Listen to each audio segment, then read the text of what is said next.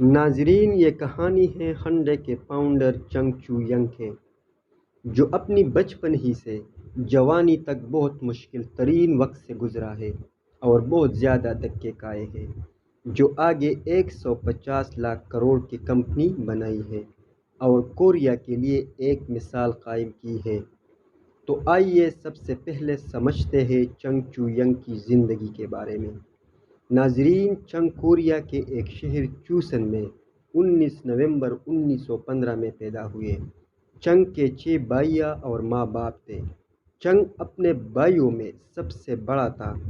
چنگ اپنے باپ کے ساتھ کھیتوں میں کام کرتا تھا اور ساتھ میں پڑھائی بھی کرتا تھا، لیکن چنگ کے گھریلو حالات بہت خراب تھے اور بہت زیادہ غربت میں پھنسے تھے، اور اس غربت کی وجہ سے چنگ کی اسکول ٹیچر بننے کا سپنا بھی مکمل نہ ہوا اور وہ آگے اعلیٰ تعلیم سے محروم بھی ہو گیا۔ اس لیے چنگ نے فیصلہ کیا کہ میں ماں باپ اور بھائیوں کے لیے کچھ کمانے کے لیے کچھ کروں گا، اور اس فیصلے نے چنگ کو گھر سے نکلنے پر مجبور کیا۔ ناظرین، چنگ کوریا کے ایک شہر میں کنسٹرکشن یعنی تعمیراتی کام میں بحیثیت ایک مزدور کام شروع کیا، اور چند مہینوں تک جب یہ کام کیا تو اس نے کنسٹرکشن میں بہت مہارت حاصل کی، لیکن بدقسمتی سے یہ پروجیکٹ بند ہونے لگا، اور آگے چنگ نے ٹائم ویسٹ کرنے کی بجائے لکڑیوں کا کام شروع کر لیا۔ چنگ نے جنگل سے لکڑیاں کاٹتے تھے اور پھر بازاروں میں فروخت کرنے لگا، لیکن اس کام میں چنگ کی انٹرسٹ نہیں تھا اور اسے یہ کام چھوڑنا پڑا۔ اس کے بعد چنگ نے ایک اسٹور میں کام کرنے لگا۔ 6 مہینوں تک اسٹور میں کام لگاتار کرتا رہا۔ اسٹور کے مالک اور عملہ نے چنگ کی محنت سے بہت خوش تھے اور اس وجہ سے اسٹور کو زوال سے عروج تک لایا، اور سال 1937 میں اسٹور کے اونر سیریس بیمار پڑ گیا اور اسٹور کو چنگ کے حوالہ کر دیا، اور چنگ اسٹور کے مالک بن گیا، اور 22 سال کی عمر میں چنگ ایک بزنس مین بھی بن گیا۔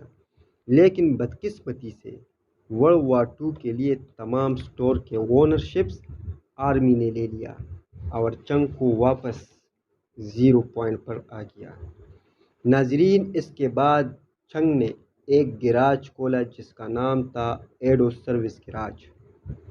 جب چنگ نے اس گیراج کو سٹارٹ کرنے لگا تو اس گیراج میں آگ لگ گئی اور گیراج کے سارا سامان راکھ کر دیا۔ اس سے چنگ کی سچویشن کافی ڈیفیکلٹ تھی۔ ایک طرف لون چکانا تھا اور دوسری طرف کاروبار شروع کرنا تھا، لیکن پھر بھی چنگ نے ہار نہیں مانا، فریش لون لے لیا اور گیراج کو دوبارہ سیٹل کر دیا۔ 1 سال بعد جب یہ گیراج عروج پر پہنچ گیا تو اب ایک اور بدقسمتی چنگ پر گری۔ ناظرین، اس وقت ورلڈ وار 2 کے لیے اکوپمنٹ بنانی تھی اور چنگ کی گیراج کو آرمی والوں نے لوکل اسٹیل پلانٹ میں مرج کیا۔ پھر چنگ واپس زیرو پوائنٹ پر آ گیا۔ ناظرین، اس کے بعد چنگ نے ایک اور گیراج کو اوپن کیا اور یہ گیراج ہنڈے آٹو سروس کے نام سے کھولا۔ کام اور دام وہی تھا، صرف نام بدل تھا۔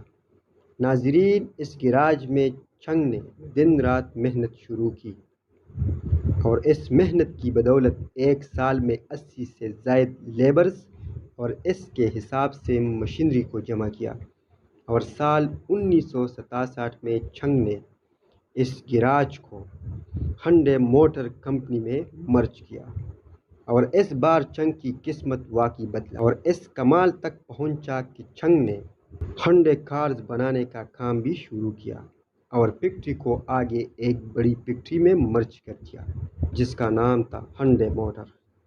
ناظرین، پھر وہی بات بنتی جا رہی ہے کہ گریٹنس کے لیے کوئی شارٹ کٹس نہیں ہوتی۔